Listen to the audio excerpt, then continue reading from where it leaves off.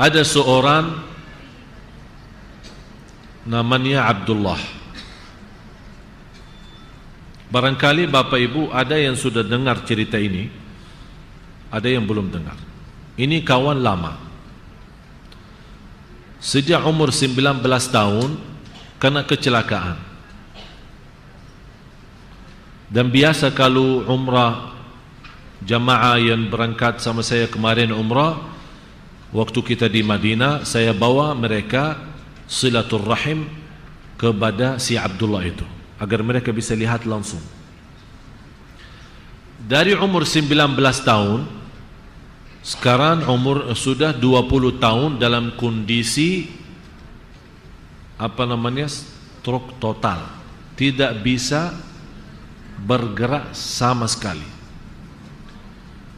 Kadang-kadang kita lihat ada orang stroke tapi masih bisa duduk, betul ya? Kalau si Abdullah ini tidak bisa duduk, jadi dibuatkan roda khusus, dia pasang roda khusus yang macam apa, harus dia berbaring ya, berbaring, dia tidak bisa duduk. Yang hanya bisa bergerak dari yang dia punya adalah lidahnya saja.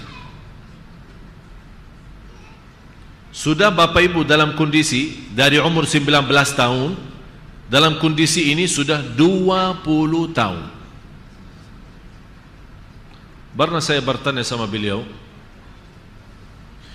inilah yang Bapak Ibu yang mengikatkan cerita ini dengan doa yang tadi, Allahumma a'inni ala dzikrika, kita mohon pertolongan Allah. Saya bilang, Abdullah, kalau masih ada kesempatan kamu berharap sama Allah, kira-kira kamu harap apa? Dia ucapkan, saya harap 3 hal. Mohon Bapak Ibu kasih perhatian, dengar baik dan hadirkan qalbunya, dan dengar apa yang diharapkan oleh si Abdullah ini. Yang pertama,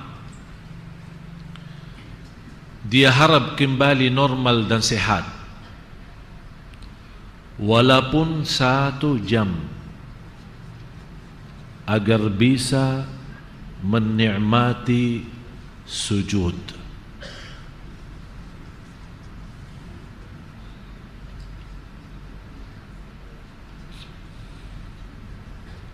Agar bisa sujud, karena beliau 20 tahun jaga salat tepat waktu, salat malam, duha dan segala sunnah-sunnah, tapi dia tidak bisa sujud. Berapa di antara kita, anak-anak kita, sahabat kita, keluarga kita yang Allah masih berikan umur tapi memainkan, meramaikan salat.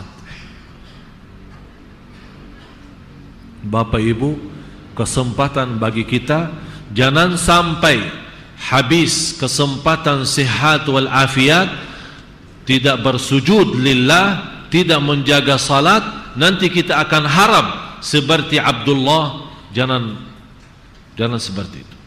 Manfaatkan kesempatan yang masih ada sebelum nanti tidak ada. Menurut saya, orang yang diberikan oleh Allah umur dan sehat wal afiat, dan dia ketiduran subuh, memainkan salat, dan tidak pernah menjaga salat tahajud, atau tidak salat sama sekali, hanya Jumat seminggu sekali, sungguh orang itu sombong. Dan kita tahu orang yang sombong berani lawan Allah, dan barang siapa yang lawani barang Allah dalam kesombongan tidak akan masuk surga. Harapan yang kedua, dia berharap kembali sehat wal afiat, walaupun 1 jam, agar bisa menikmati salaman dan beluan sama ibunya sendiri. Karena sudah 20 tahun Bapak Ibu, dia tidak bisa menikmati salaman sama ibunya.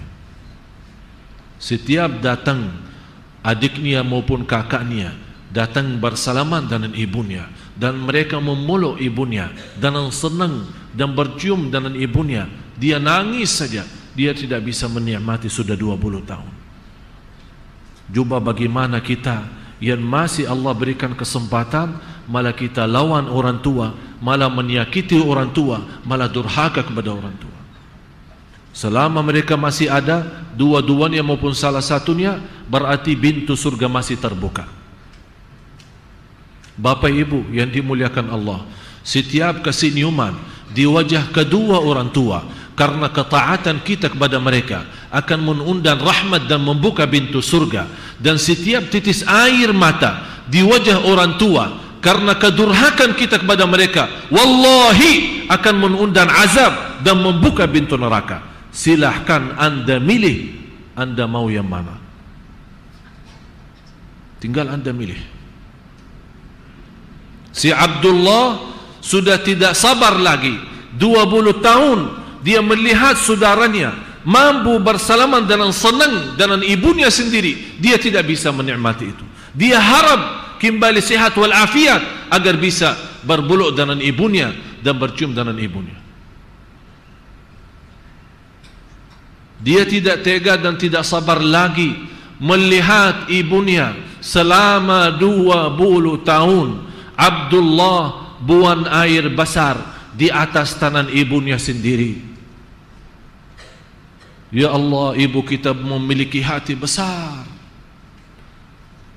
Siapa di antara kita yang tega untuk menaruh tangannya di atas seorang yang dia tidak kenal, atau seorang yang dia kenal tapi bukan ada hubungan keluarga atau sebagai anak, menaruh tangannya dengan ikhlas untuk membawa air besarnya?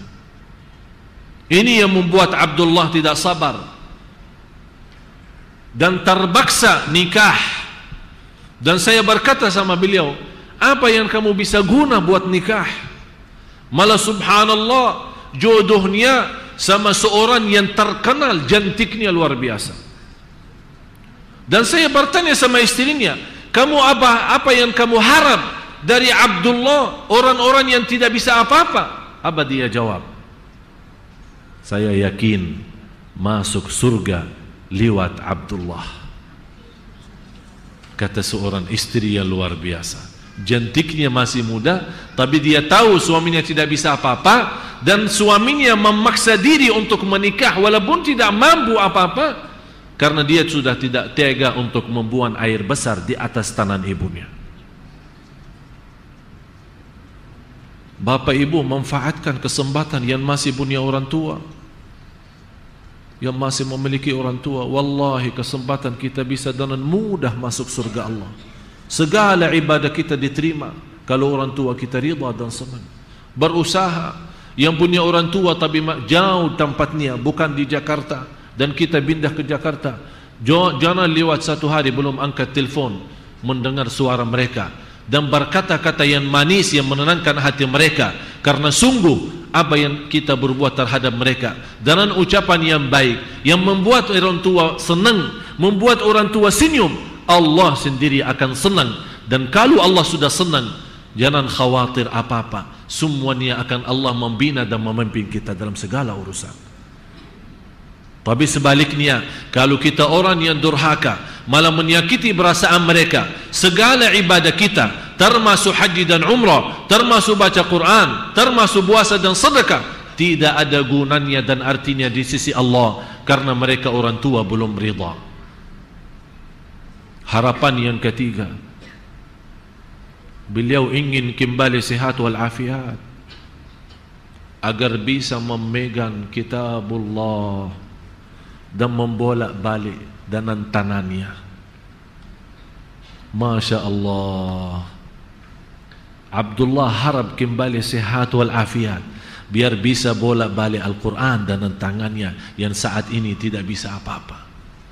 Berapa di antara kita yang sudah sehat walafiat jarang megang kitabullah, kecuali lagi saat butuh, punya masalah kemiskinan baca Al-Waqi'ah, punya orang meninggal baca Yasin, Bunia orang lagi hamil baca surat Maryam maupun surat Yusuf. Habis itu sudah kita. Padahal Allah memberikan kenikmatan tangan dalam kondisi sehat. Ini Abdullah yang sudah bapa ibu 20 tahun, dia tidak bisa megang Quran. Dia punya harap bisa megang dan membolak-balik halamannya. Saya nasihati bapa ibu, saya mohon dengan segala hormat, jangan lewat satu hari belum megang kitabullah, walaupun baca satu ayat.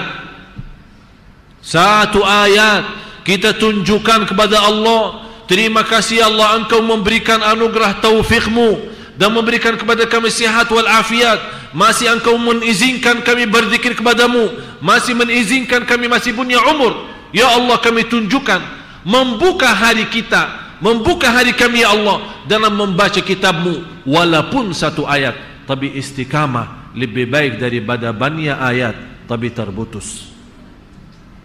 Apalagi kita bersiap-siap mendatangi bulan Ramadan. Manfaatkan bulan Rajab dan Sya'ban untuk mendidik diri, membersihkan jiwa, berbanyak baca Al-Quran walaupun satu ayat dalam satu hari. Baca, menjaga salat malam walaupun 2 rakaat, tutup dengan witir. Dan salat malam bapa ibu, indahnya salat malam dimulai dari habis Isya sampai subuh. Jadi tidak ada waktu yang terbatas. Kenapa? Karena Allah Maha tahu. Ada di antaranya yang suka malam terakhir atau di akhir malam dia bangun tapi ketiduran. Ada di antaranya yang barangkali sibuk, begitu pulang ke rumah ketiduran. Jadi Allah mengizinkan salat malam dari habis Isya sampai subuh. Jadi saya sarankan, kalau memang anda suka ketiduran, lebih baik begitu habis Isya ikuti dengan sunnah ba'diyah, lagi 2 rakaat, nawaitu salat malam, tutupi dengan witir, anda sudah ditulis oleh malaikat sudah salat malam. Seandainya malam itu kita meninggal dunia, sudah menjadi ahli qiyamul lail. Masya Allah. Orang berfikir, oh tahajud lama, katanya tahajud harus tidur duluan, kalau anak tidur duluan ketiduran, subuh aja kesiangan, apa bermacam-macam. Dah usah pakai berniam alasan fikir. Salat malam boleh mulai habis Isya sampai subuh. Mau sebelum tidur boleh, mau sesudah bangun tidur boleh. Kalau tidak mampu salat malam sama sekali, jaga witirnya. Jaga witir, jaga witir.